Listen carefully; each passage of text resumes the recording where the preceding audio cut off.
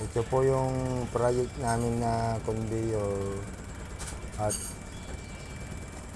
ang purpose po nito ay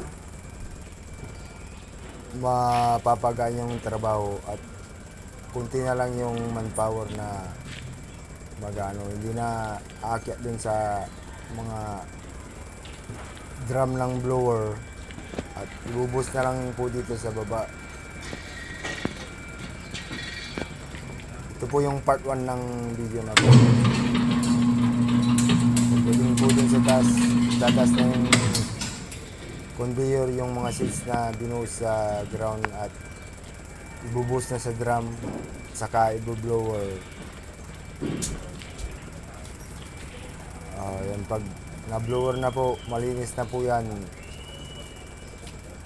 Pero kulang pa po yung yung mga tubo na papunta sa blower, kaya may part 2 pa po to.